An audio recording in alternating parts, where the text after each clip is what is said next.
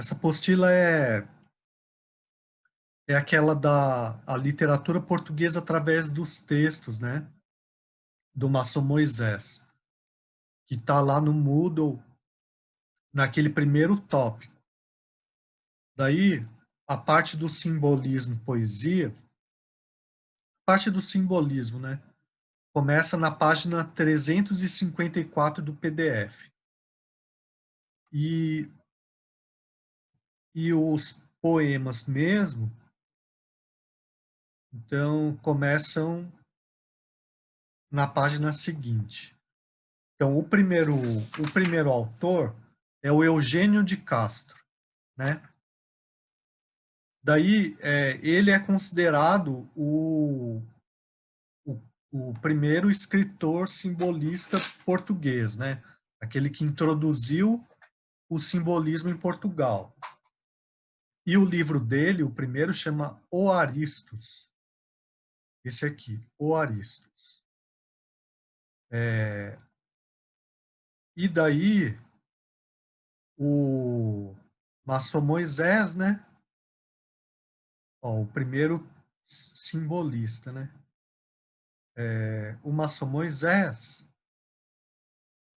faz uma seleção de poemas e aqui tem uma espécie de epígrafe, né? Que eu imagino que seja uma epígrafe do livro O Aristos, né? Que é uma epígrafe em francês. Então, eu vou traduzir, né? O que está escrito aqui, né? Porque a gente vai ver que está relacionado com os poemas que vêm depois, né? Então, um outro mais feliz vai unir sua sorte à da minha, à da minha amiga. Mas, ainda que ela engane assim minhas esperanças mais caras, devo eu amá-la menos, né? Então, um outro mais feliz vai unir a sua sorte à da minha amiga. Mas ainda que ela engane assim minhas esperanças mais caras, devo eu amá-la menos, né? Então vamos ler esse poema aqui, que é o primeiro da seleção que o Maçom Moisés faz, né? A gente vai ver que o sentido dele é muito parecido com essa epígrafe. Então, tua frieza aumenta o meu desejo. Fecho os meus olhos para te esquecer, mas quanto mais procuro não te ver, quanto mais fecho os olhos, mais te vejo. Humildemente atrás de ti rastejo, humildemente sem te convencer. Antes, sentindo para mim crescer, dos teus desdéns o frígido cortejo. Sei que jamais hei de possuir-te, sei, que outro feliz, ditoso como um rei, enlaçará teu virgem corpo em flor. Meu coração, no entanto, não se cansa. Amam metade os que amam com esperança. Amar sem esperança é o verdadeiro amor. Bom, lendo assim, é, vocês conseguem entender o que está sendo dito? Ou melhor, o que vocês conseguem entender assim de uma leitura, uma primeira leitura assim?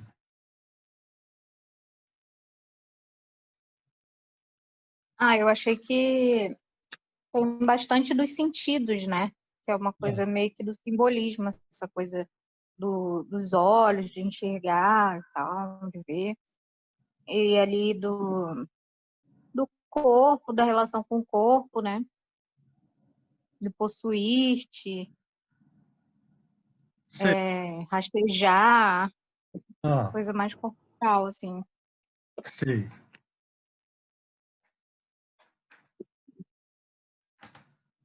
Dos sentidos físicos. Fala fala do olhar, né?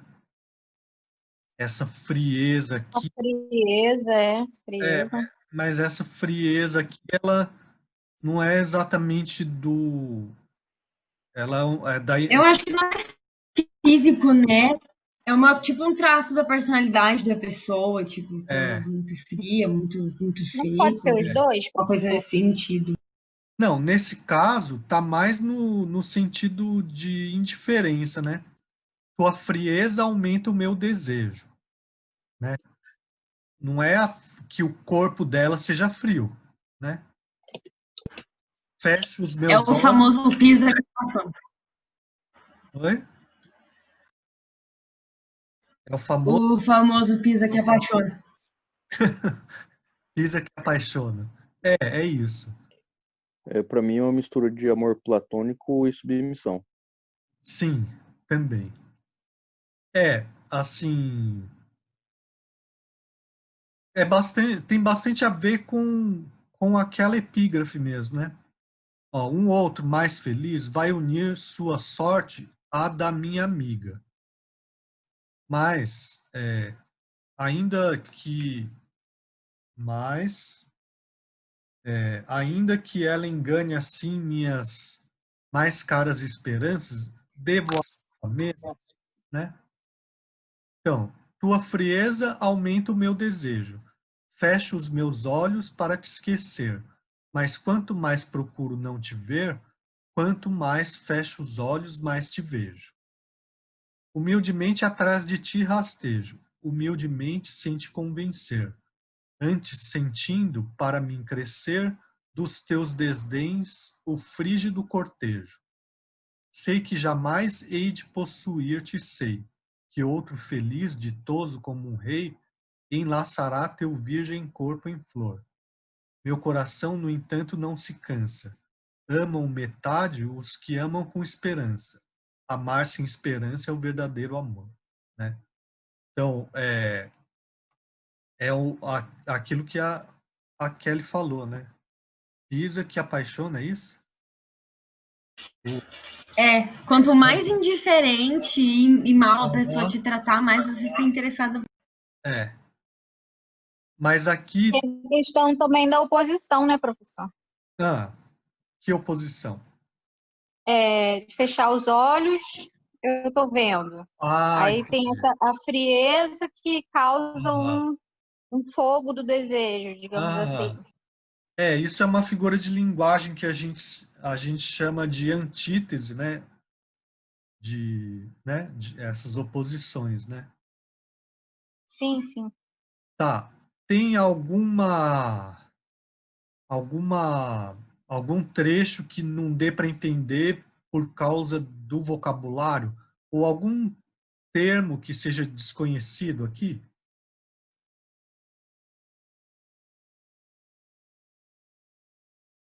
Por exemplo, ditoso. O que é ditoso?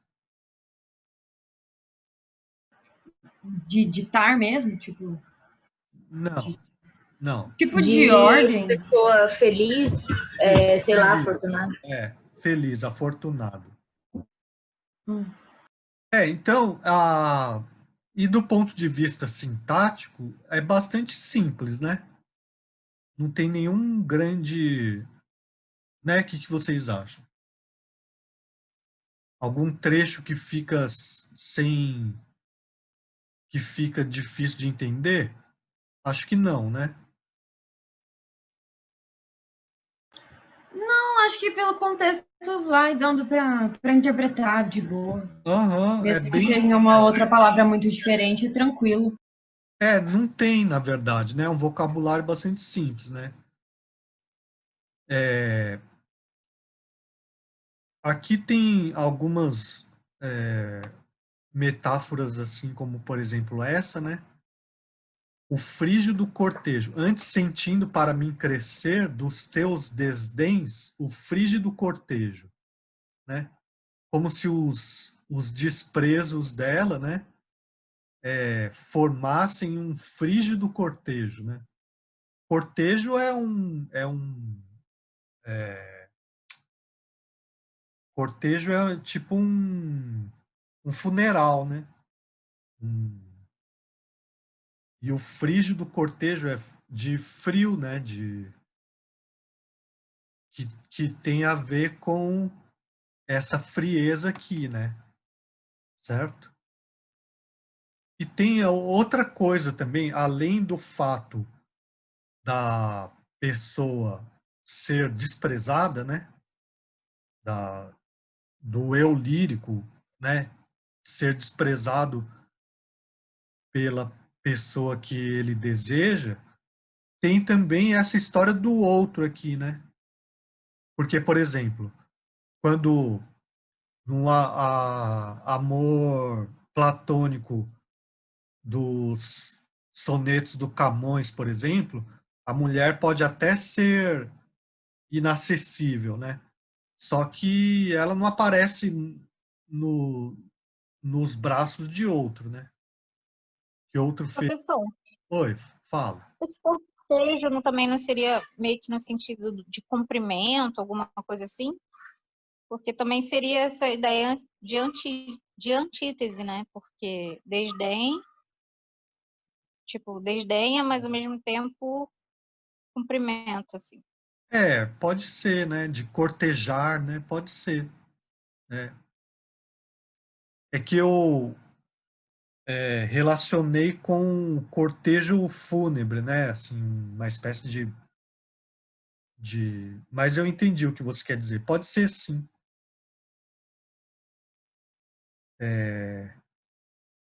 Mas, bom, continuando o que eu estava falando, tem um terceiro aqui, né? Que é uma coisa que nesses poemas, assim, mais de amor platônico, não costuma aparecer, né? E tem uma outra coisa que se relaciona com essa ideia, é de que é isso aqui, né? Que o amor com esperança é metade, e o amor sem esperança é o amor verdadeiro, né? Quer dizer, se você ama, mas espera receber algo em troca, isso é meio amor.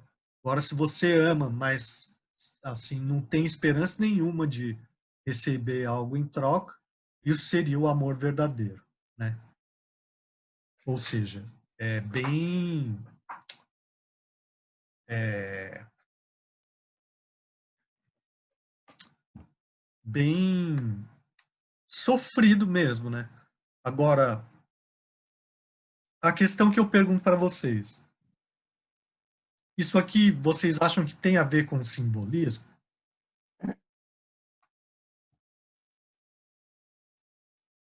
Com as características? Sim, Por quê?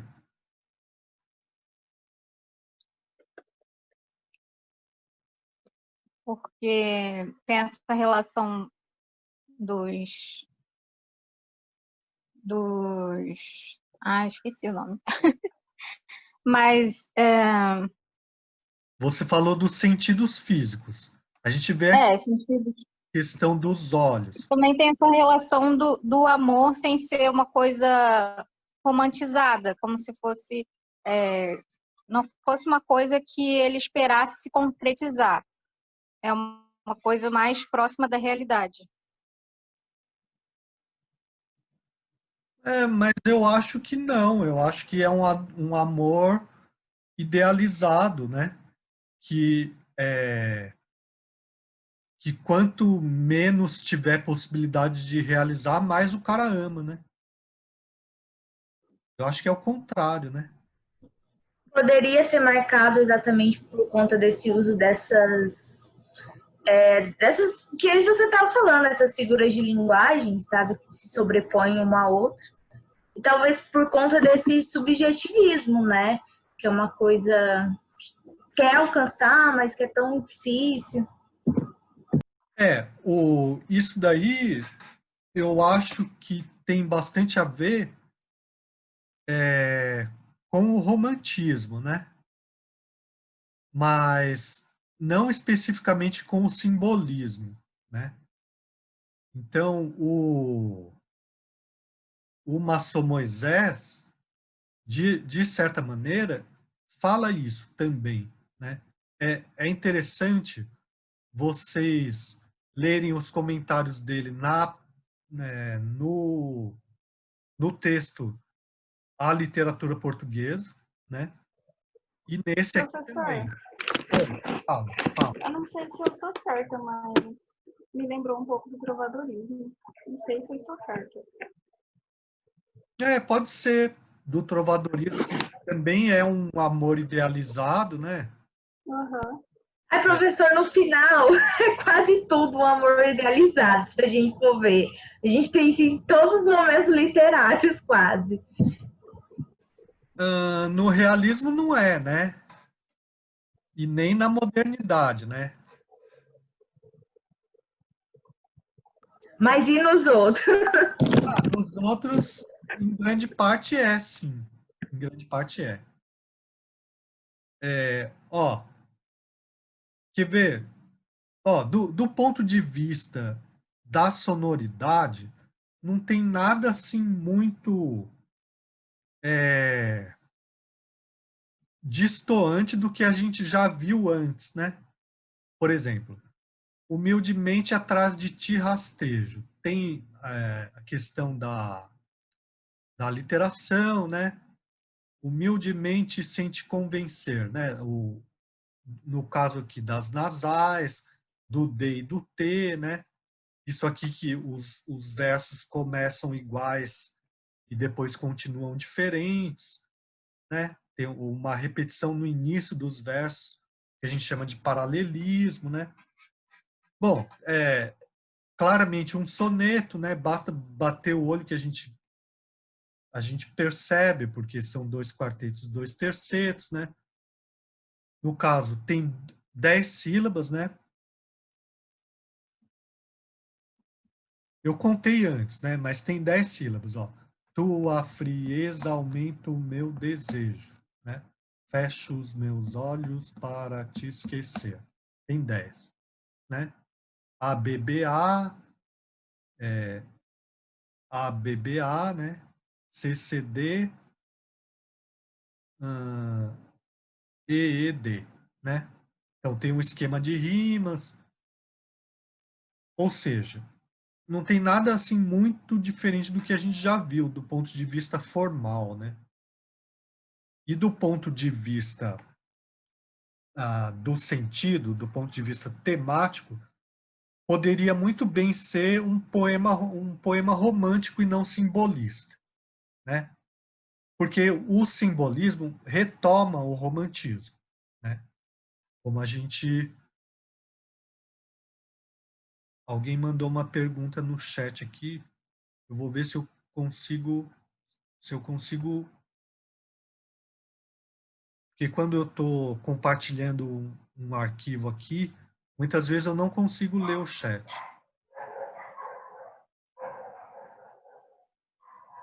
Alguém pode falar Tem que ler aí, professor. Sim, por favor.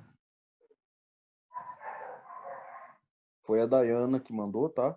Aham. Escreveu assim: Eu entendi este poema como a característica intimista do simbolismo.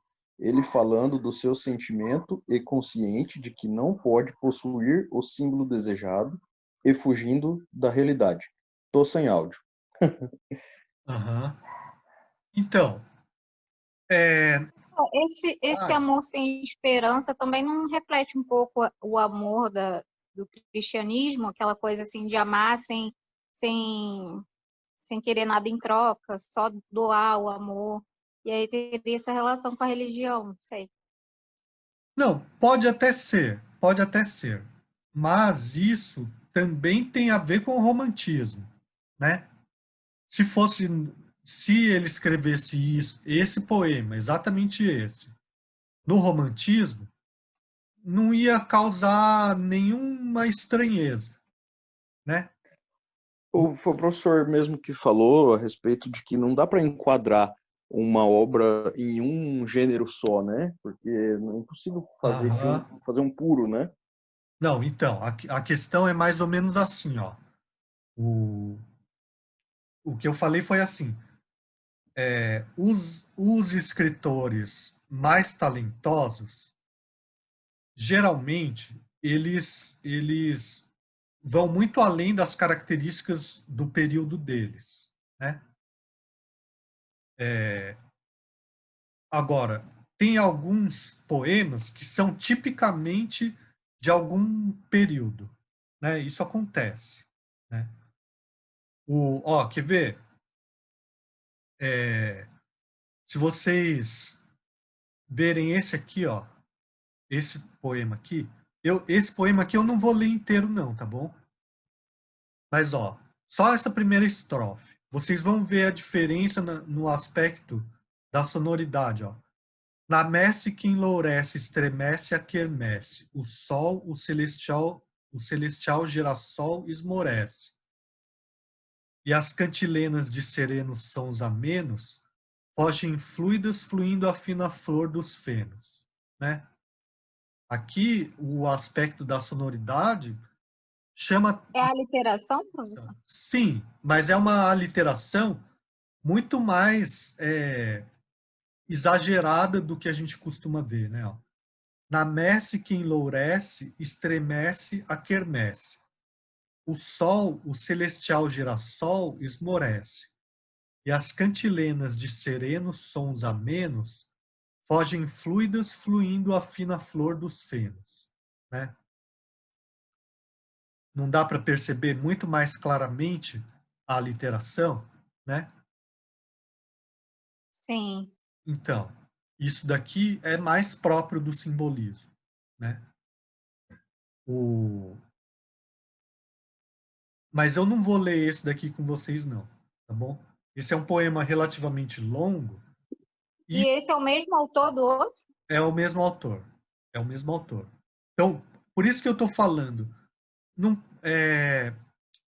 não precisa tentar encaixar ele nas características do período só porque está dizendo que ele faz parte do simbolismo, né? Eu estou falando, não precisa encaixar cada poema, né, nas características do simbolismo só porque está dito que ele é um poeta simbolista. Que é a mesma coisa que a gente viu a respeito dos poetas realistas, né? Se a gente pegar aqueles poemas lá dos poetas realistas, alguns deles se encaixam mais no simbolismo do que esse aqui, né? Ou do romantismo, né?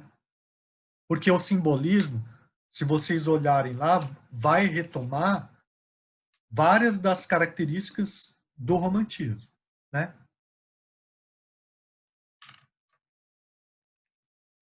Então, ó, esse daqui é mais um poema tipicamente simbolista pela maneira como explora a sonoridade aqui, né? E aqui, na sequência também, a gente vai ver, né? Mas, ó, eu vou seguir um pouco.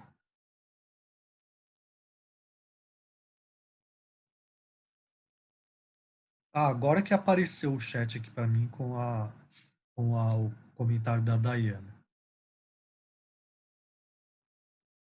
Ó, é interessante também vocês lerem lerem esses comentários aqui, ó, que são do Márcio Moisés, né? Estes dois poemas pertencem a O Aristos e registram algumas das inovações simbolistas que o seu autor assinalava no prefácio à primeira edição da obra. Entretanto, no soneto ainda ressoa a voz de Camões, seja no corte discursivo do poema, arrematando com um autêntico fecho de ouro, seja no conteúdo, em que um certo idealismo trovadoresco divide o terreno com um sensualismo nada disfarçado. Ao mesmo tempo, lembra a postura parnasiana assumida por tantos poetas coevos e pelo próprio Eugênio de Castro nas obras seguintes a O Aristos. Quanto a Um Sonho, que é o segundo poema, né, já se enquadra mais nos postulados simbolistas defendidos pelo poeta e assim vai, tá bom? Eu não vou ler tudo, não. Mas é interessante vocês lerem esses comentários dele também, tá bom? Não que tenha que concordar, né, com tudo. Ó, agora eu vou ler. Professor, Fala. rapidinho, quando o senhor falou que a gente estava comentando daquele outro soneto, aí falou que remete um pouco ao romantismo, eu estava lendo no livro da literatura portuguesa, não esse, o outro, que ele fala que o simbolismo ele remete um pouco a essas características românticas, não é? Sim. Então, se a gente fazer essa ligação, de certa forma, tem um nexo, não tem? Por conta Sim. dessas características subjetivas e tudo mais. Aí ele fala da questão psicológica que envolve a escrita, e seria essa questão de querer alguém e não ter fisicamente uma coisa objetiva? Questão psicológica. Aqui o Maçom Moisés fala isso. Não, mas não através do texto, só a literatura portuguesa, é o outro livro dele. É que, na verdade, esse poema aqui, esse primeiro poema aqui, na minha opinião, ele não tem nada de simbolista, né? Sabe? Uhum. Ou o que ele tem de simbolista poderia ser considerado do romantismo também, né? Sabe? Entendi. Agora, sim, se você pegar o simbolismo e fizer uma oposição ao realismo, daí tudo bem, né? O fato de ele retomar algumas questões do romantismo faz com que ele não seja realista, por exemplo, né? Aliás, a ideia de poesia realista é uma ideia estranha já, né? Por si só, né? Mas tem lá, a gente viu que tem alguns autores que procuram criar uma poesia realista. Bom, tem o Cesário Verde, né, que eu acho que de todos os portugueses foi o que melhor conseguiu, né? Mas como vocês próprios observaram, acho que foi Elô, né? Ela falou: mas tem muito de impressionista, porque fala da realidade, mas fala do sentimento do poeta diante daquilo que ele está descrevendo, né? Então é verdade, né? Agora tem uns poemas lá do Antero de Quintal que chamam assim a ideia, daí fica fazendo um poema dedicado a uma abstração, a uma ideia que ele busca encontrar, que seria da perfeição, não sei o quê. Isso é mais próprio, é mais diferente de tudo que tinha sido feito antes, né? Ou tese e antítese. Quando que alguém fez um poema chamado Tese e Antítese antes do realismo, né? Então, assim, o que meio romântico no simbolismo, então pode se opor ao realismo, mas não é completamente original, né? Dá para entender o que tu querendo dizer? Entendi. É como se, apesar de levar as características do outro, ele se aprimorasse na escrita do momento, tipo assim. Ou não? Não, é assim, ó. Não é original, mas não é a mesma coisa. Ele talvez foca em outras questões. Não, o que eu tô querendo dizer é assim, ó. Esse tipo de coisa aqui, ó, né? É bastante típico do simbolismo. É muito característico do simbolismo, né?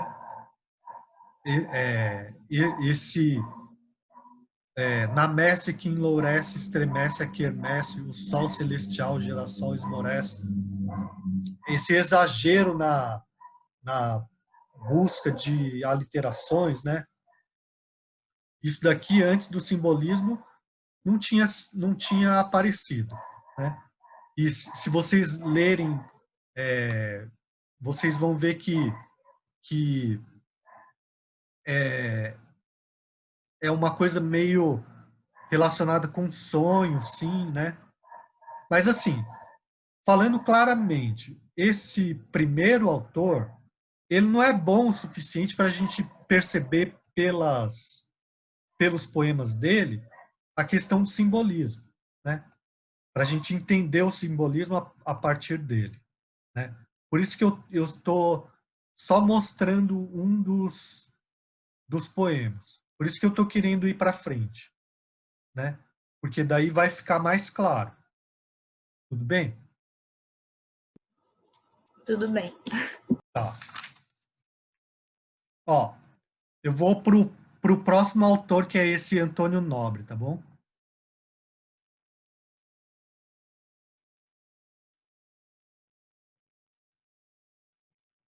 E eu vou...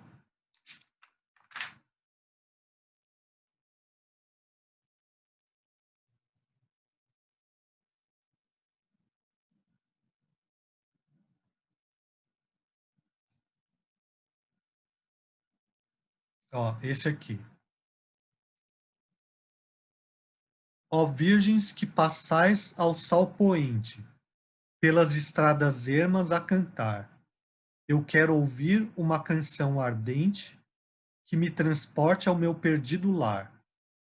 Cantai-me nessa voz onipotente o sol que tomba aureolando o mar, a fartura da seara reluzente, o vinho, a graça, a formosura, o luar.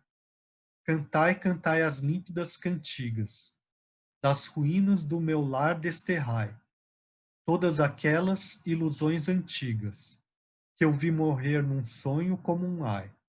Ó suaves e frescas raparigas, adormecei-me nessa voz, cantai. Né? Bom, e aqui? O que vocês conseguem pegar do sentido? Tem alguma palavra desconhecida, alguma coisa assim?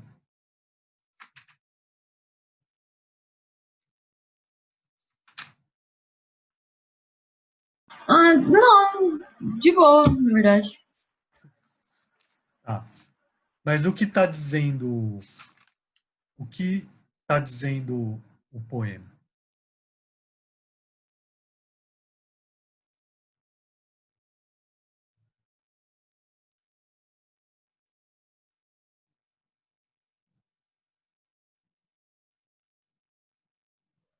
Parece um poema de saudade, né? De casa, onde ele É, enaltece o ambiente, né? A paisagem. E ele está falando para algumas moças, né? Aham. É uma coisa mais vaga, né? Do que aquele outro, né? É até mais difícil qual é o sentido, mas tem a ver com isso, né? Ele está cantando, ele está pedindo para essas virgens, né? Que passam, né? Para que elas cantem alguma coisa que está relacionada com a saudade, né? Um sentimento de algo perdido, né? Então, ó virgem, ó virgens que passais ao sol poente, pelas estradas ermas a cantar. Erma é deserta, né? Pelas estradas desertas a cantar. Eu quero ouvir. Isso já dá a impressão que ele está longe de tudo, né? Aham, cria um clima meio de uma cena, uma imagem, né? Meio de algo meio vago, meio distante, né? Né? Também. Oi? Meio místico, assim.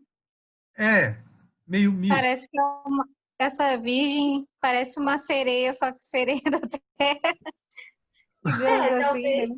dá para eu ligaria muito por conta das palavras tipo mar em letra maiúscula. Talvez poderia se referir a alguma, né, um ser místico, virgens Sim, também. Eu ligaria por isso. Então, aham. não tira a razão dele. Não, eu acho que quem está falando? Eu, A Elô. Thalita. E aí, Thalita. Aham. Isso. Não, então, bem observado essa questão dos maiúsculos. Isso daqui, eu acho que não exatamente místico, mas é mítico, né? Mais com mito do que com misticismo, né? Como se fossem... Os portugueses poderiam tratar o mar como estradas, porque seriam estradas ermas. Faz sentido mesmo isso que a Elo falou. Também concordo com a Elo e com a... Ah, pode, Além do mais, as sereias cantam, né? mas a questão é assim, aqui tem mais a ver com simbolismo, porque ao invés de ter um sentido definido, bem definido sobre o que está sendo dito, né, é mais sugerido. Então, isso tem a ver com simbolismo, né? No simbolismo,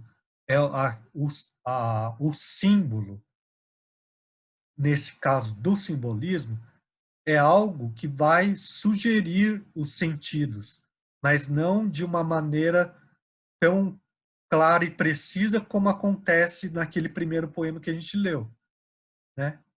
Naquele primeiro poema que a gente leu, é fácil dizer o que ele está dizendo, né?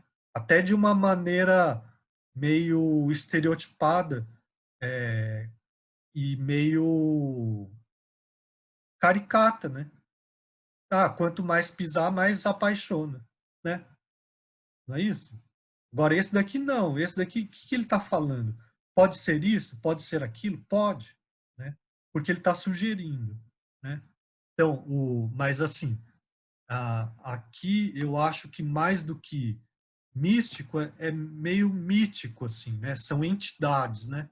As virgens, o sol poente, o lar, o mar, a graça, né? O sol, são como se fossem entidades, né? Então, aqui pode ser o mar, as estradas ermas? Pode, né? Mas não significa que é claramente isso. Tudo bem? Entendi, legal. Uhum. Então, e o sentimento que vai sendo evocado tem a ver com saudade, sim, né? Tem a ver com algo distante que não se recupera, né? Tem a ver com algo mais assim impalpável, né? Então, ó virgens que passais ao sol poente pelas estradas ermas a cantar, eu quero ouvir uma canção ardente que me transporte ao meu perdido lar. Cantai-me nessa voz onipotente o sol que tomba aureolando o mar. Aqui vai criando imagens assim. Essa imagem aqui, por exemplo, é bastante interessante, né? O sol que tomba, né, que é o sol poente, vai criando uma auréola no mar, né? A fartura da seara reluzente. Seara tem a ver com o campo, né? O campo prestes a ser Cultivado. a colheita, né? Assim, é prestes ao momento da colheita, né? É a lavoura, né? Então, a fartura da seara reluzente. Cantai-me nessa voz onipotente o quê? O sol que tomba aureolando o mar. A fartura da seara reluzente, o vinho, a graça, a formosura, o luar. Né? Então, para que elas cantem tudo isso aqui. Cantai, cantai as límpidas cantigas. Das ruínas do meu lar, desterrai todas aquelas ilusões antigas. Bom, então aqui está pedindo uma outra coisa além dessas cantigas, né? Para desterrar das ruínas do meu lar todas aquelas ilusões antigas, né? E continua a ideia, que eu vi morrer num sonho como um ai. Ó suaves e frescas raparigas, adormecei nessa voz cantai. Adormecei-me nessa voz cantai. Então, Como se fosse um suplício, né? oi? A elas. Como se Aham. fosse um suplício a elas. um suplício, ele, o, no sentido em que ele está pedindo para as... Ele está... Sim, essas duas últimas estrofes. Aham. Mas em que sentido, suplício? No sentido de salvar, assim, uma coisa dessas Aham. virgens como salvadoras, alguma coisa assim. Certo. É porque ele fala das ruínas do meu lar, né? Aham. Então é esse desejo de esquecer o que passou que talvez não deu certo, né? Acreditando. Professor, posso fazer uma pergunta? Pode. É que antes você falou que não do místico, mas do mítico. Eu queria saber qual que é a diferença exatamente um do outro. Não, o mítico tem a ver com mitologia, com mito, né? Com mitologia, né? E místico tem a ver com religião, né? Espiritualidade, né? Ah, tá. Então eu falei errado a minha vida toda. Na verdade, assim, tem alguma proximidade, porque a mitologia, o que hoje é mitologia, algum dia foi religião, né? Não é? Ajuda se eu falar um negocinho? Que o mítico é o que o coletivo faz pensar que é alguma coisa que seja admirável. E o místico é o que aquilo que realmente é sobrenatural, transcendental, essas coisas. Mas na verdade, assim, o que hoje é mito, o que hoje a gente considera mitologia, né? Antes era religião. Então, na verdade, é só uma questão de o quanto está próximo culturalmente da gente, né? Na verdade, né? Então, é um sentido próximo. E na verdade, acho que isso daria uma longa discussão. Mas enfim, aqui eu quis dizer, o que eu quis dizer é que não está ligado diretamente à espiritualidade ou religião, né? Mas tem uma, como se fossem entidades assim, né? Porque essas virgens aqui, por exemplo, elas não têm a ver com Virgem Maria, né? Não tem a ver com a religião do poeta, né? Dá para entender o que tu querendo dizer? Sim. Tá. Sim. Tá, professor. Aham. Ó, aqui, das ruínas do meu lar desterrai todas aquelas ilusões antigas, né? Por outro lado, eu quero ouvir uma canção ardente que me transporte ao meu perdido lar, né? Então, na verdade, assim, não tem um sentido único que seja que não, assim, tem uma espécie de contradição, assim, né? Né? Dá para entender o que tu querendo dizer? Ele não tá, ele tá pedindo de certa maneira para que elas o libertem das ilusões antigas, né? Ou que desterrem do lar, desterrem das ruínas do lar aquelas ilusões antigas. Por outro lado, ele pede que elas o transportem para o perdido lar, né? Então não vai numa direção só, né? Das ruínas do meu lar desterrai todas aquelas ilusões antigas, que eu vi morrer num sonho como um ai, ó suaves e frescas raparigas. Adormecei-me nessa voz, cantai. Então aqui também, né? Ele pede para que elas desterrem do lar dele todas as ilusões antigas que ele viu morrer num sonho. Por outro lado, ele quer adormecer com a voz dessas frescas raparigas, né? Certo? Então, assim, ele vai sugerindo, evocando ideias, sentimentos, né? Mas essas ideias, esses sentimentos, eles são meio vagos, assim, né? Não dá para a gente definir muito bem o que seja. Por exemplo, ele está pedindo para se libertar do sonho da ilusão. De um certo modo parece que sim, mas em outros trechos parece que não, que é o contrário, né? Então, isso aqui é mais tipicamente simbolista, né? Parece que ele quer voltar para ele reviver aquelas ilusões antigas, né? Porque tem um azinho aí que fez a diferença. Das ruínas do meu lar, a gente estava interpretando desterrai, né? Desterrai seria tirar alguém da terra, né? Ou alguma coisa da terra, tirar todas aquelas ilusões antigas de sob as ruínas do lar. Mas esse A aí vem de desaterrar, né? Ou melhor, agora sim é de tirar de sob, né? De desenterrar e não de tirar de sobre, que é desterrai, né? A desaterrar, eu estava lendo errado, né? É verdade, é verdade. Aí parece que todas aquelas ilusões antigas estavam enterradas nas ruínas do lar. Aí ele quer que se transporte ao perdido lar. Verdade, faz toda a diferença. Esse desaterrai, né?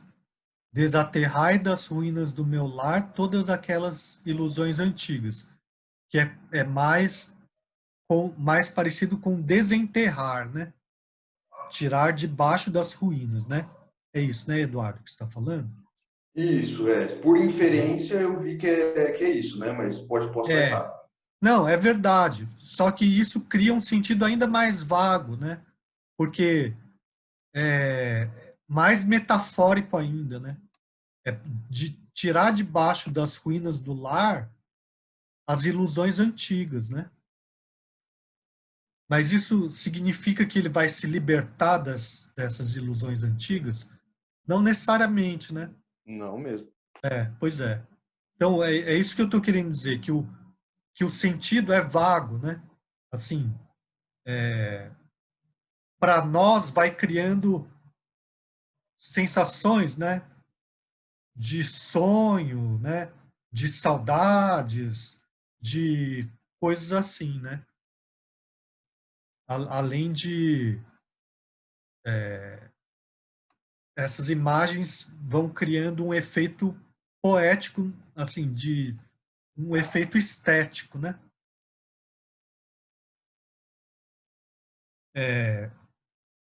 Então, deu para perceber melhor a diferença entre esse poema e aquele primeiro, né?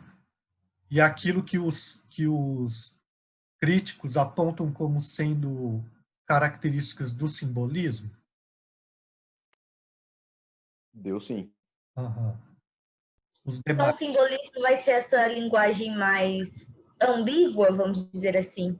Você não sabe exatamente o que ele quer É, dizer. Te isso, deixa em aberto. mais vaga, né? Porque, ó, eu não sei se eu cheguei a... eu não comentei com vocês, eu comentei no vídeo que eu gravei, né? Que nas artes plásticas a gente tem o impressionismo, né? E o impressionismo também uma das coisas que vão ser ditas no impressionismo é assim: não existe cor, existe luz, né?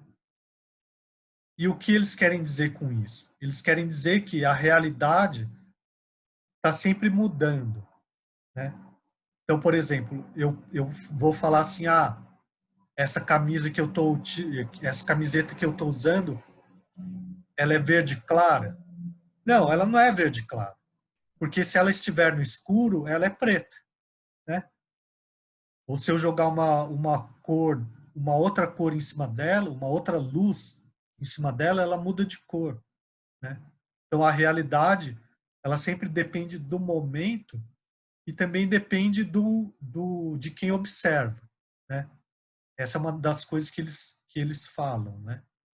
Por quê? Porque eles voltam a pintar observando as paisagens, mas observando a mudança o movimento do sol, por exemplo, né? O sol vai passando, a paisagem vai mudando. Se eu me aproximo, a cor é mais clara, é mais nítida, né? É mais nítida. Os traços são mais definidos. Se eu me afasto, fica mais, fica menos nítido, né? Fica mais nebuloso. Uma determinada paisagem, por exemplo, né? Ou então as cenas da cidade, né? Então sempre o movimento é maior, né? Então como é que eu pinto o movimento, por exemplo, né? Professor, Oi. essa última estrofe também dá essa sensação, né, de que ele ou ele está morrendo ou ele está sonhando, Aham, né? sim. Esse final como um ai, aí depois esse último verso, adormecei-me nessa voz cantar, é como se ele estivesse indo, né? Sim, Aham. adormecendo ou morrendo, Lembra que a gente não um sabe muito bem. delírio. É uma coisa assim meio entre sonho e realidade, né? Uma coisa meio, né? Tem muito a valorização da música aqui, né? Que também é uma coisa própria do simbolismo, né? A ideia da música aparece o tempo todo, desde do cantar até a voz, as cantigas, né? E a música tem a ver com movimento, né? Bom, então deu para perceber, né? Então aquele primeiro poema lá, ele praticamente não tem esse aspecto, né? Ó, eu vou ler mais alguns, né? Ó, vamos para o Camilo Peçanha, tá bom? Então, o Camilo Peçanha, dos três, é considerado o que melhor conseguiu realizar a estética simbolista em Portugal. Né? Dos três, aliás, de todos os poetas simbolistas portugueses, ele é considerado o mais importante e o mais tipicamente simbolista. Né? Então, o livro dele mais importante chama Clepsidra. Né? Clepsidra é um relógio de água. Um relógio de água. Bom, que tem a ver com a ideia de tempo, né, de transformação, de coisa que não se fixa, né? E começa, bom, uma das coisas diferentes do Camilo Peçanha na vida dele, né, é que ele morou na China, né? E ele,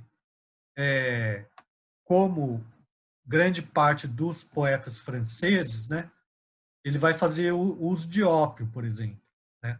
O que muda completamente a percepção da pessoa, né? A percepção da realidade, né? Que tem a ver com a ideia do simbolismo, né?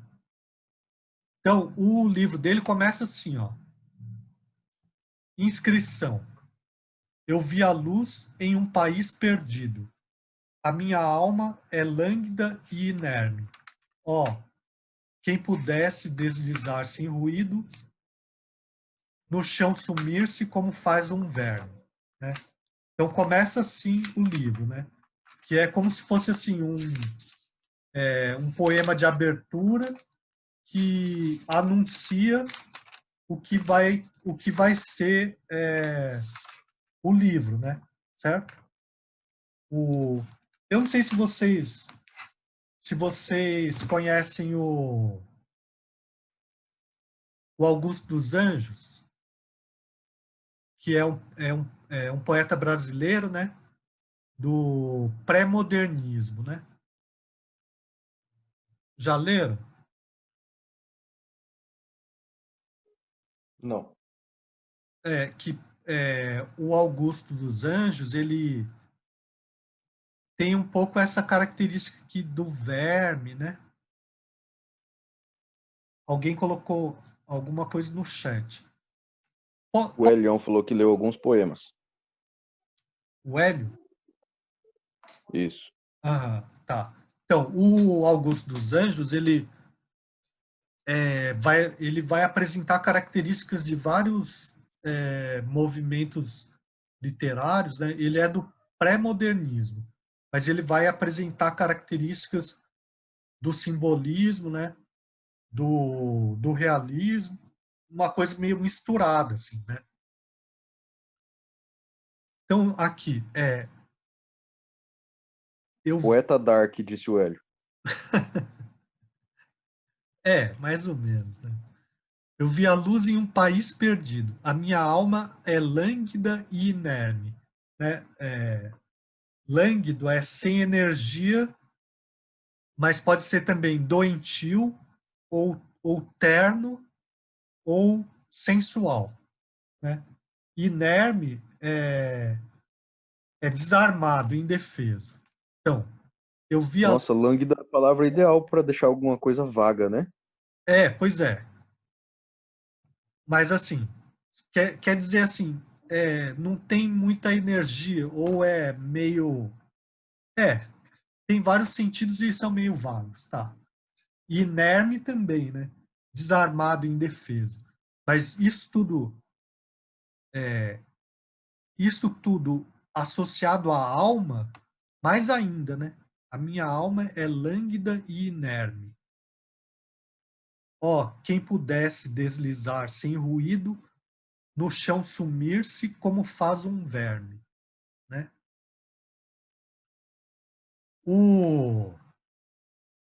Eu não sei se vocês leram aquele conto do Essa de Queiroz, que é comentado pelo professor ali, em comparação com o livro A Cidade e as Serras, né? Que chama Civilização, né? Mas naquele conto, a primeira parte do conto, antes do personagem viajar para o campo, ele está na cidade e é uma espécie de caricatura, né? Do pessimista do final do século XIX, né? Que fica falando do Schopenhauer, por exemplo, né? Não sei se vocês chegaram a ler, mas o Schopenhauer é um filósofo, né, alemão que tem muita influência nessa época do final do século XIX, né? E é como se fosse assim um filósofo pessimista ou nihilista, né? Que significa o quê? Significa que ele aponta uma espécie de falta de sentido existencial para o ser humano, né? Então aqui tem um pouco a ver com isso, né? Essa falta de sentido, ela está relacionada com a impossibilidade de realização dos desejos, né? Então o ser humano ele é sempre incompleto e ele é movido pelo desejo, né? Mas sempre que ele consegue realizar um desejo, surge um novo desejo, né? Então ele está condenado à incompletude, né? E viver em função disso é uma coisa sem sentido, né? Mais ou menos é essa a ideia do Schopenhauer. Claro que ele vai apontar uma possibilidade de resolução, e essa possibilidade de resolução tem um pouco a ver com o budismo, né? Que assim, de acordo com o budismo, a eliminação ou superação do desejo, né? Aqui, de certa maneira, está fazendo alguma referência a esse tipo de coisa, né? Porque ele quer sumir-se como faz um verme, ele quer atingir esse nada aí, né? Só que, claro, isso tudo são imagens, né? Que eu estou completando com as ideias da época, né? Mas são imagens vagas que, né, vão causando sensações, mas sem muita explicação por trás, né? Mas deu para pegar mais ou menos o espírito da coisa?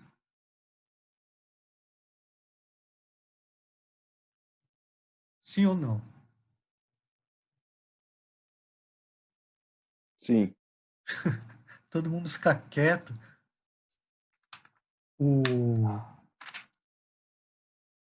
Bom, mas assim, a questão é assim, se vocês forem lendo, vai cada vez ilustrando melhor isso aqui. Ou isso daqui é como se fosse uma inscrição que explica, não, ilustra mesmo, né? O que vem depois, né? Esse daqui são vários sonetos que dialogam entre si, né? Então, eu vou para um outro, tá bom? Ah, meu Deus. Esse daqui tá. Era justamente esse que eu ia ler.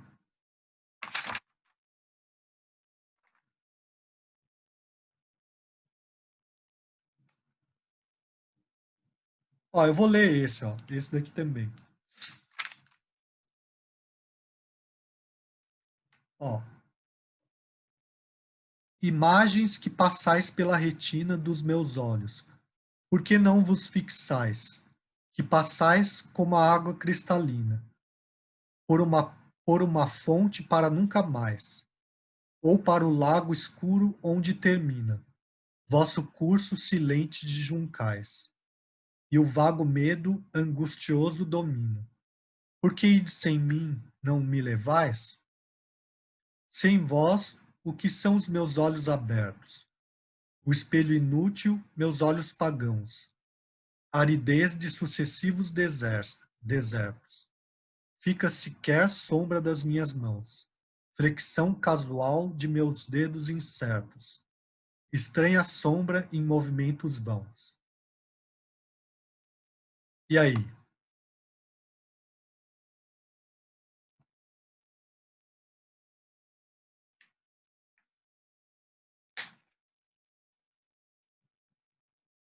Alguma palavra muito desconhecida?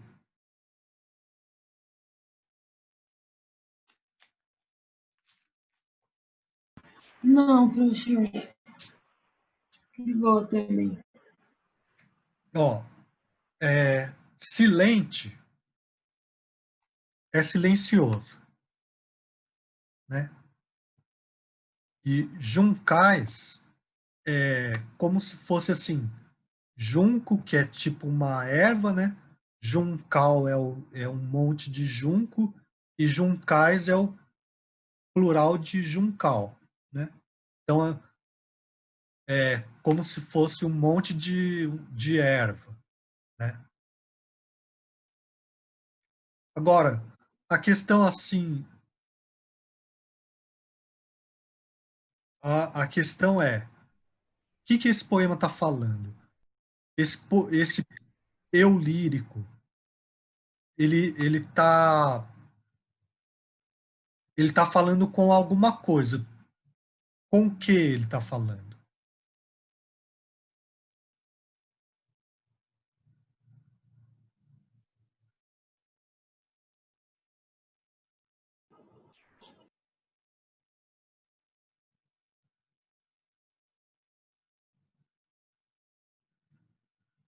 É uma pergunta gramatical, né? Esses verbos aí,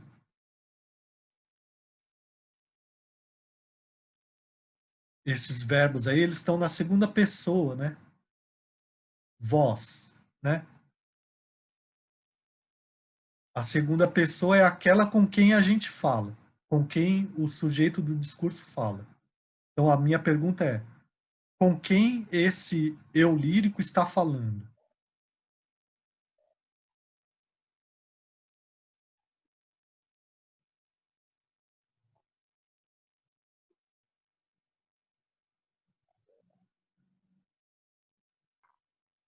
Das lágrimas? Com as lágrimas? ou com ele mesmo, ou com o espelho inútil, meus olhos pagãos. Um desses, eu acho. Ou lembranças também. Ó, ele fala aridez de sucessivos desertos, o que fica muito seco depois que elas vão embora. Elas quem? Tem imagens As que lágrimas? passaram pela retina. Aham. Poderia ser ele mesmo, né? Tá, Ou ele mas também poderia tá, estar vendo seu reflexo, e aí ele mesmo conversando aham. com ele mesmo, obviamente, com uma Não, segunda pessoa, e lembrando, sei lá, falando algo. não, tá bom. Mas num sentido mais literal, ele está falando com essas imagens, né? É a Thalita que está falando, que não aparece aqui.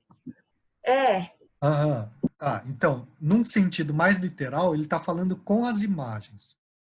Imagens que passais pela retina dos meus olhos. Por que não vos... Eu acho que são imagens de lembrança. Não, tudo bem, mas eu estou falando que literalmente são as próprias imagens. Ele está falando com as imagens. Depois a gente pode interpretar o que essas imagens querem dizer, tá bom? Mas era uma pergunta mais literal mesmo que eu estava fazendo. Ele está conversando com as imagens. E o que ele está dizendo para essas imagens? Por que elas não se fixam, né? Passais como a água cristalina, por uma fonte para nunca mais. Ah, é verdade. Ele está falando assim, bom, tudo passa, né? As imagens vão passando, né? Elas não se fixam. Passam como água, por uma fonte para nunca mais, né? Ou para o lago parece, escuro. Ah, fala. parece que ele tá meio que tendo uma dor existencial, sabe? Quando você para para refletir e você vê, como ele diz no último verso, estranha sombra em movimentos em vãos. Aham, Igual disse, são lembranças, tudo passa, e ele nessa dor, nessa crise existencial, ele vê que tudo é muito incerto, entendeu? E nada é duradouro. é, sim, é isso. Só que ele vai dizendo isso através de imagens. Ele próprio vai criando imagens, né? Imagens poéticas, no caso, né? Então, essas imagens, elas são como água cristalina, né? Que corre, né? Para um lago escuro, né? E aqui o vosso curso é como se fosse o curso da água, né? O curso do rio, por exemplo, né? Silente de juncais, então esses juncais, como a margem do rio cheia de ervas, né? E o vago medo angustioso domina, porque ides sem mim não me levais. Então é como se as imagens fossem passando e ele ficasse, né? E ele fica como sem essas imagens? Ele fica como um deserto árido, né? O espelho inútil, meus olhos pagãos. Sem voz. Pode ser a jovialidade dele? Oi? A jovialidade dele? É, pode. Acho que não necessariamente, né? Mas os momentos em geral, independente, né? É, assim, ele também está criando uma imagem, né? Como se fosse o olho dele sem aquilo que ele vê, né? O olho dele sem aquilo que ele vê é um deserto, né? Um deserto árido, né? Ou são sucessivos desertos, né? Porque assim, fala, o espelho inútil, meus olhos pagãos. Então, o espelho que reflete a imagem, mas já não é a imagem que ele tinha. Aham. Isso são olhos pagãos. Eles não acreditam mais naquilo, que não é daquela forma. Ah, é como se a imagem fosse embora e o espelho continua Isso. vazio de imagem, né? Daí fica sequer sombra das minhas mãos, flexão casual de meus dedos incertos. Então, nem a própria sombra das mãos fica, né? Ou ele pede para a sombra das mãos, pelo menos ela ficar, né? Flexão casual de meus dedos incertos. Estranha sombra em movimentos vãos, né? Até aquilo que está ligado ao corpo dele se vai sem que ele tenha controle sobre isso. Mais ou menos alguma coisa assim, né? É o poema do Alzheimer. Tá, pode ser. Mas imagina assim, a disso, né? Doido. É.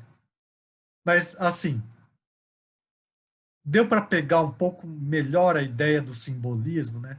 É uma coisa assim, cheia de sugestões, né? Mas menos definido assim do que se trata, né? A gente consegue sentir, a gente consegue fazer suposições, mas a gente não consegue dizer com exatidão, né? Por exemplo, vai criando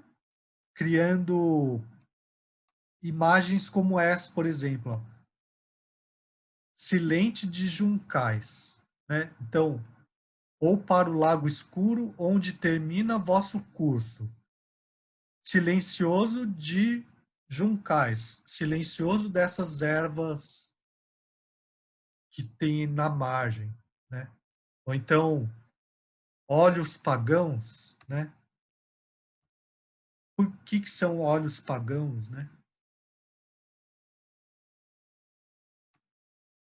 Ou aridez de sucessivos desertos, né? Assim,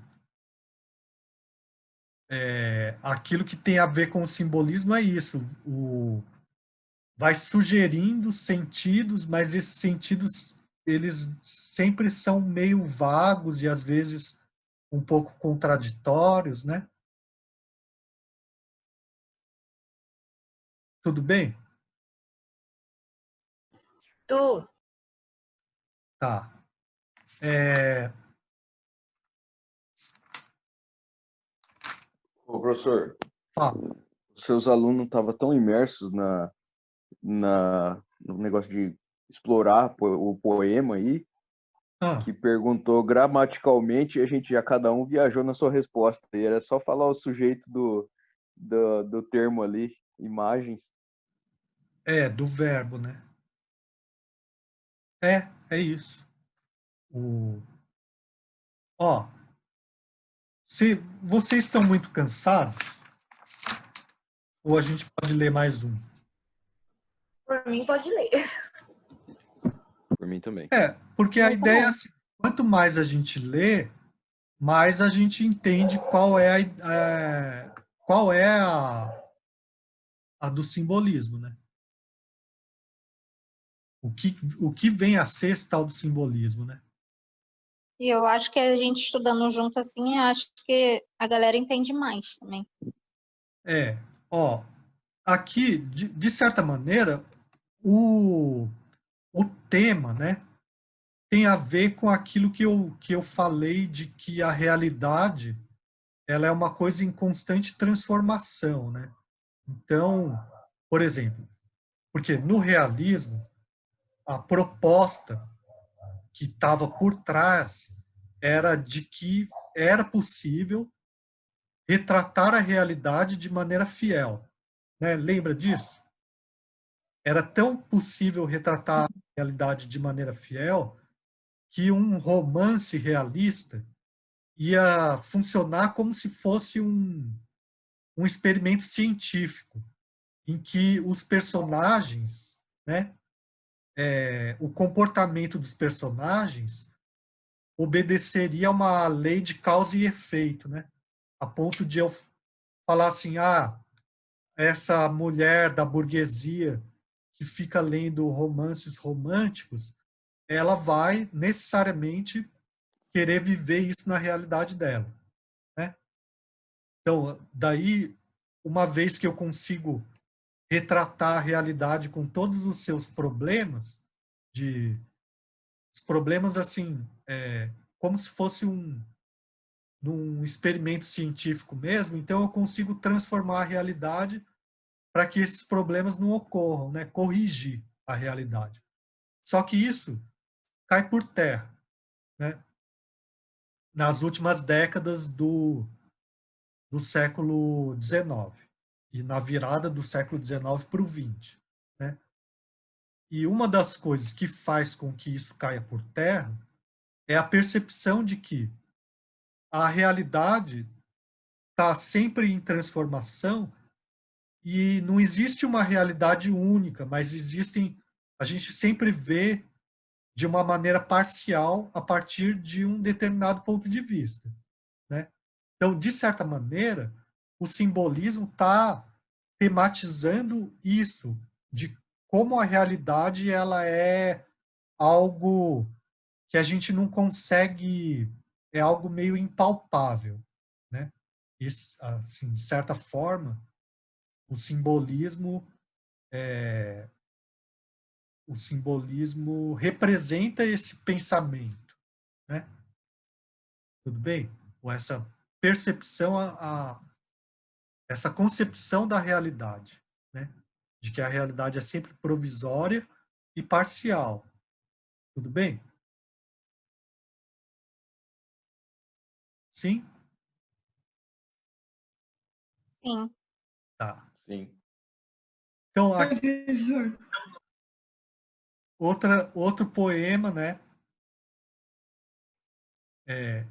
Chorai arcadas do violoncelo, convulsionadas pontes aladas de pesadelo. De que esvoaçam, brancos os arcos, por baixo passam, se despedaçam, no rio os barcos. Fundas soluçam, caudais de choro, que ruínas ouçam, se debruçam, que sorvedouro. Trêmulos astros, solidões lacustres, lemes e mastros, e os alabastros dos balaústres. Urnas quebradas, blocos de gelo, chorai arcadas despedaçadas do violoncelo. E agora?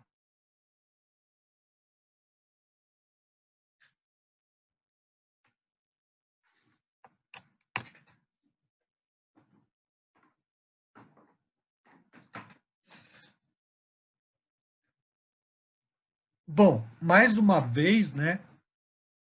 O verbo está na segunda pessoa do plural, né? Ou seja, o eu lírico, está falando para alguém, né? Ou para alguma coisa, né? Aqui no caso, para que ele está falando?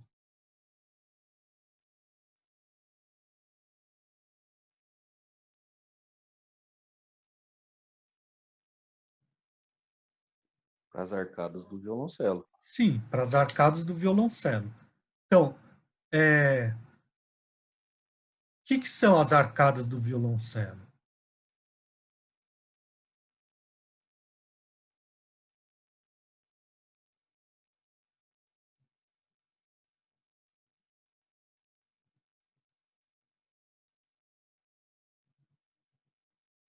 O, o arco do violoncelo, o que é?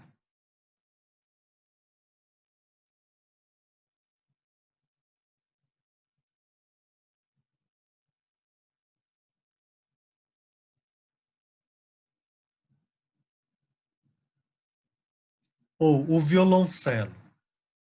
Vocês conhecem esse instrumento? O arco é o que produz o som, né? Sim. Então, O arco é o que produz o Violoncelo eu som. conheço. Agora, a arcada do violoncelo eu não conheço, professor. Não, a arcada é o golpe do arco, né? É o do arco, né? Como se, Eu ia falar um O coletivo violoncelo é dos arcos. tipo. O ah, violoncelo é tipo um violino gigante, não é? é um violino maior, é. Tem o violino, que é o menor, depois a viola, depois o violoncelo, depois o contrabaixo, né? Assim, os instrumentos de corda na orquestra, né? São esses, né? na ordem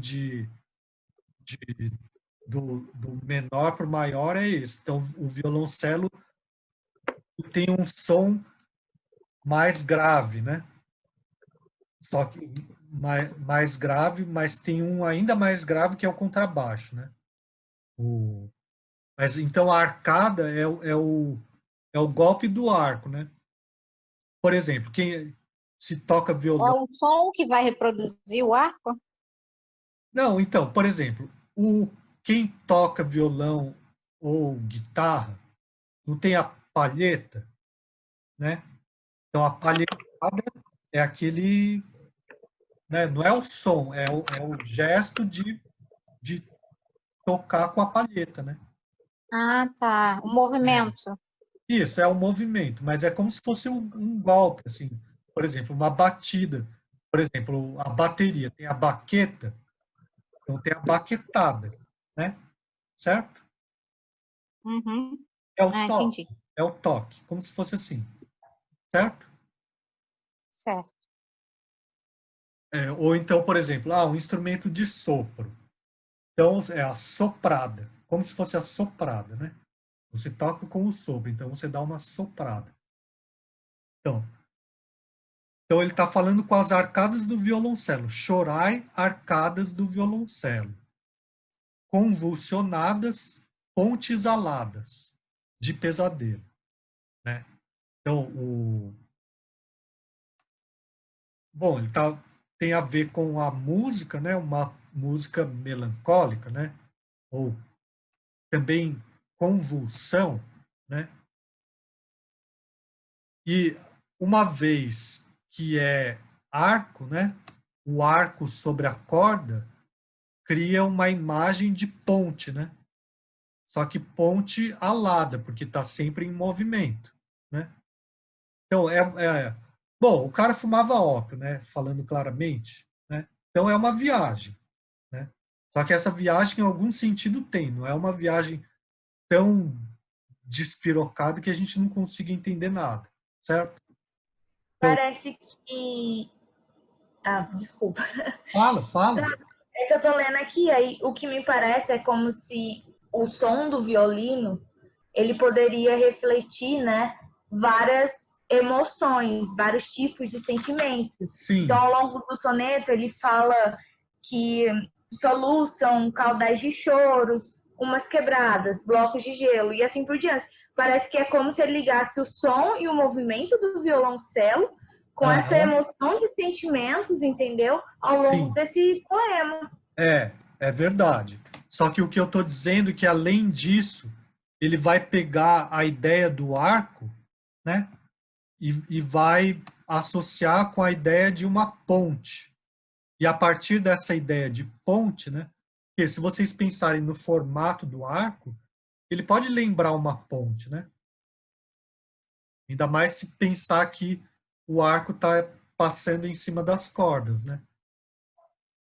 Então, a partir dessa ideia, ele vai criar várias outras imagens, que são essas daqui, ó, que por baixo tem o rio e os barcos, né? Ou ruínas, né? Mas é isso que você está falando, sim. A ideia da música e do sentimento que a música provoca, né? E o próprio poema, esse poema trabalha bem claramente com a sonoridade, né? Que os outros eu não explorei tanto, né?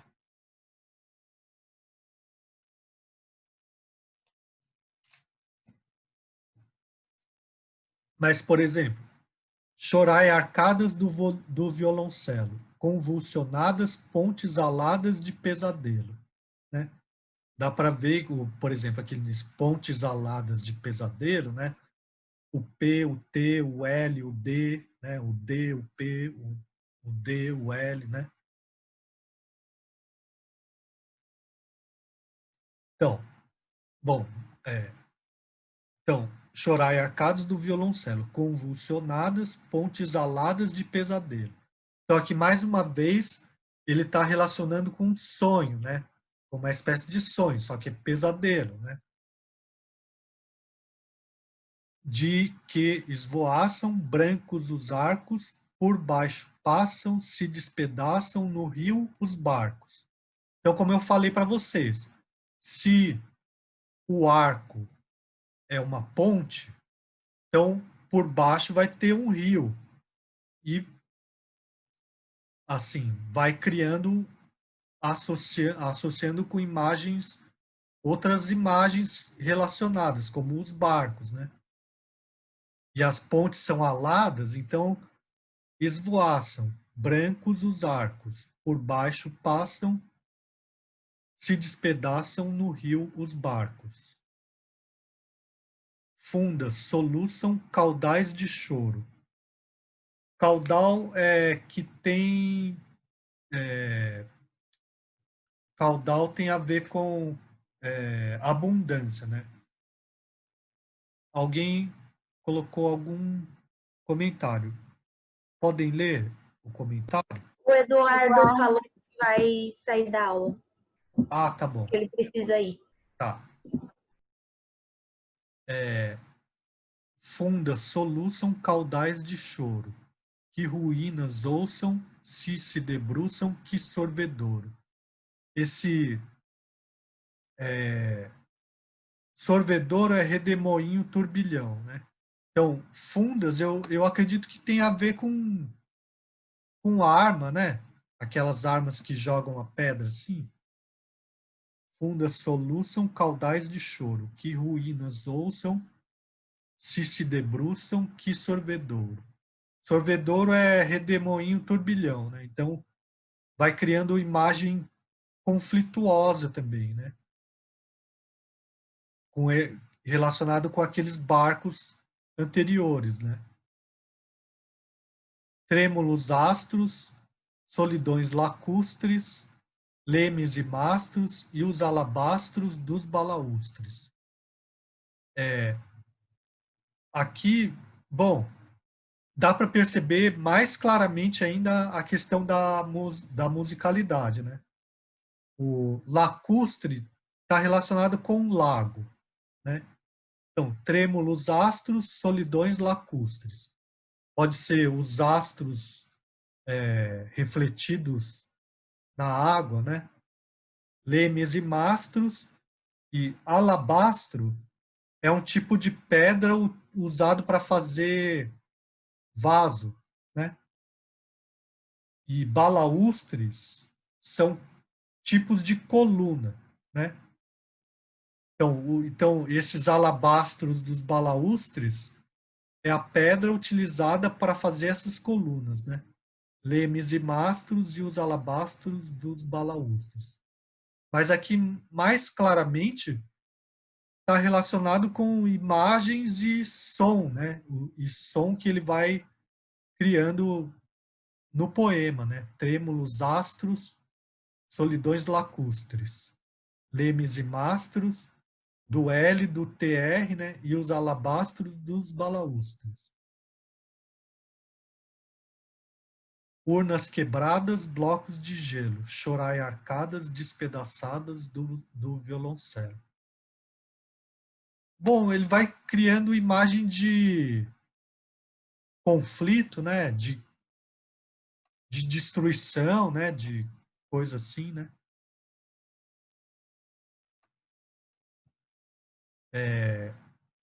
Bom, deu para pegar a ideia desse poema? Quer dizer, a ideia não, né? As sensações e imagens que ele vai... Uhum.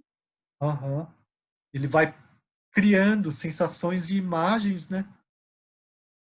Através também da sonoridade do poema, né?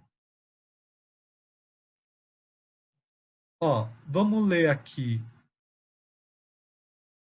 Se Antônio Nobre pode ser classificado de romântico retardatário, Camilo Peçanha faz jus a uma rotulação diversa. É o exemplo acabado de poeta simbolista, como atestam limpidamente as peças transcritas. Vê-se que ele se desliga de todo compromisso com o passado lusíada, embora continue profundamente preso às suas raízes étnicas e culturais. Vale dizer, a tradição lírica de seu país não o inibiu nem lhe condicionou a dicção. Esta, dir-se-ia, brotar de uma fonte íntima e impessoal, intransferível e inconfundível. Por certo que sua origem, quem poluiu, quem rasgou os meus lençóis de linho, e a existência no Oriente devem ter colaborado para que formulasse sua visão do mundo, mas são insuficientes para explicá-la totalmente. Para tanto, há que recorrer às características distintivas unívocas de sua individualidade. Assim, a emoção não irrompe exclusiva nem predominantemente na poesia de Camilo Peçanha, como se verifica na de Antônio Nobre. Ao contrário, enriquece-se com uma tensão de nervos, a que somente falta o pertinaz trabalho da inteligência para se tornar moderna de todo. De qualquer modo, o poeta progride no sentido de nos esboçar um pensamento em torno das sensações. A ideia é essa, né? São sensações, né? Que vai criando, ele vai meio que descrevendo sensações e produzindo sensações pelo próprio poema, né? Na forma empregada para o dizer, a meio caminho para chegar a Fernando Pessoa e Mário de Sá Carneiro, que aliás foram seus discípulos. Compare-se a sintaxe de A Mesa de Elcear com o estilo desses dois poetas. Então, tem que ir lendo os poemas anteriores para entender melhor o que é que o Masson Moisés está falando aqui, né? Esse progresso se manifesta pela coerência entre o desconexo da forma e o desconexo da vida mental que nela se corporifica. Note-se, o soneto foi um dia de inúteis agonias. Bom, esse daqui é o poema que eu ia ler, mas que aqui na apostila tá coberto por um pedaço de papel, né? Então eu vou mandar para vocês pelo meu livro aqui esse poema, tá bom? Como que desintegrado interiormente, o poeta entrevê o universo estilhaçado em espasmos de som, de luz, de cor, de sensação. Ou como se o espaço fosse o reino do caos, onde boiam farrapos de seres, coisas e sensações, tudo se mistura. O que tem a ver com o que a gente falou sobre o poema do Baudelaire, Correspondências, né? Daí sim tem a ver com a sinestesia, né? As sensações físicas. Som, luz, cor, né? Ou como se o espaço fosse o reino do caos, onde boiam farrapos de seres, coisas e sensações, tudo de mistura. Daí a dor, essa falta da harmonia, ser-lhe o tema fundamental, pois sem ela o coração é quase nada. Ops.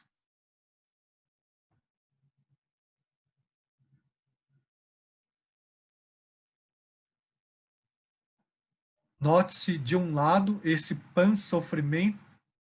pansofrimento pode estar vinculado ao pessimismo de Schopenhauer, e de outro que não se trata de dor amorosa, mas de dor existencial, madura, adulta, viril, dor com maiúscula. Daí aqui dá para perceber qual é a diferença, né, entre aquele poema que a gente leu, o primeiro, né, e esses do Camilo Peçanha, né? Então, naquele primeiro ali do como que chama? Eugênio de Castro, né? Ele está falando de um amor não correspondido, né? E aqui não, né? Aqui é o sofrimento existencial, né? Ao mesmo tempo, repare-se que o poeta aprofunda a análise do órgão em que ela se localiza, o coração, e procede de um jeito que antecipa nitidamente Fernando Pessoa. Ó, meu coração, torna para trás. Aqui ele está comentando o poema do Camilo Peçanha, né? É dessa dor existencial que provém o horror, a náusea ou o medo da vida. sinto um vago receio prematuro.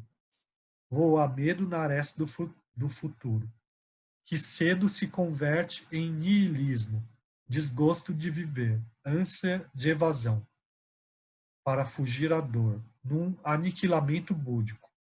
Ó, quem pudesse deslizar sem ruído, no chão sumir-se como faz um verme. Tudo isso se ajusta como uma luva na estética simbolista. Mas, como se não bastasse, ainda encontramos a musicalidade evanescente e pura, a Verlaine. Chorai arcadas, para completar o quadro. Bom, ele está pegando um pouco de cada poema dos anteriores, né, que tem na seleção que ele fez, do Camilo Peçanha, e tentando ilustrar vários aspectos do simbolismo a partir dessa seleção, né? À guisa de conclusão, pelos poemas que acabamos de ler, parece-me imediato considerar Camilo Peçanha um dos principais poetas da literatura portuguesa. Bom, isso é uma coisa que a maior parte dos críticos vai fazer, né? Vai valorizar bastante, né, o Camilo Peçanha.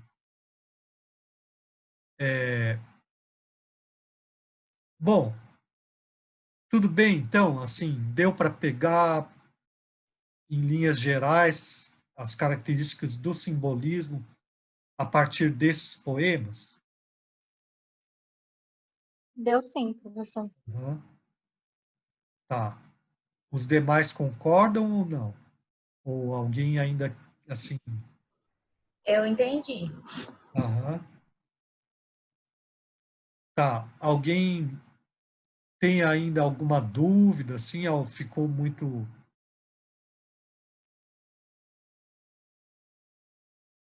Bom, então eu vou considerar que foi suficiente, né? Sim, professor, deu para entender bem. Ah, tá. Então, beleza, ó. Então, a ideia, né, nessa apostila, ou melhor, nesse PDF que tem a literatura portuguesa através dos textos, tem vários outros poemas, né, que a gente não leu, não analisou, né? E mais do que isso, no Moodle, eu coloquei o livro inteiro, né, do Camilo Peçanha, né? O Clepsydra, né? Então, vocês podem... A ideia, como sempre, né, vai ser vocês, então, analisarem algum poema, né? Algum outro poema, né? Ó, nessa parte do simbolismo, nesse tópico aqui, simbolismo, vai ter o livro Clepsydra, que é esse principal livro do Camilo Peçanha, e vai ter vários poemas dentre, né, que podem ser analisados. Daí vocês escolhem um, né, e fazem essa análise. Daí eu vou passar por escrito, como sempre, né? E como sempre pode ser em grupo, com um prazo, né, de 1 mês, para ser entregue por e-mail. E se tiverem dúvida também podem entrar em contato. Tá bom? Professor, Fala. o senhor poderia estender um pouco o prazo nessa disciplina, porque como tem muita gente atrasada ainda nas atividades da Ah, outra disciplina, aí eu fico pensando assim que talvez entendi. não possa dar tempo, Aham. Tá bom, dar um prazo um pouquinho maior para cada atividade. tá bom. Posso dar um prazo Ah, maior. obrigada. 1 mês e meio, assim, tá bom, né? Já melhora, né? Aham, tá. Bom, a gente vai negociando, vocês conversam entre si. É porque a minha preocupação é que depois embole demais as atividades para frente, né? Porque, por exemplo, quem não conseguir fazer vai ter outras chances, né? Como eu expliquei no começo, né? Então, se a gente der um prazo muito grande agora, vai ficar pequeno para depois, né? Eu acho que depois que acabar a norte-americana vai ficar mais fácil. Aham, tá bom. Eu vou dar um prazo maior, então. Mais alguma coisa?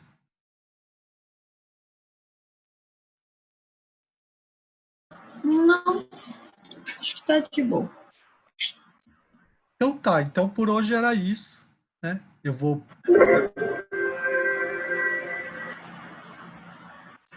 Como sempre, Então tá. eu vou postar o vídeo, né? E a atividade por escrito, tá bom? Tá bom, professor. Tudo bem, professor. Desculpa não participar muito hoje, mas realmente eu não consegui. Eu Não, tentei ouvir o máximo que deu aqui, mas Aham, depois qualquer coisa eu assisto a aula gravada de novo. tá. Mas eu acho que o pouco que eu peguei deu para esclarecer sim, professor. Ah, que bom. Então tá bom. Tá bom, então. Então tá. Boa Então, noite. boa noite. Até Tchau, quinta. gente. Boa noite. Pessoal, até amanhã. Obrigada Tchau. pela aula, prof. Até quinta também, né, a gente?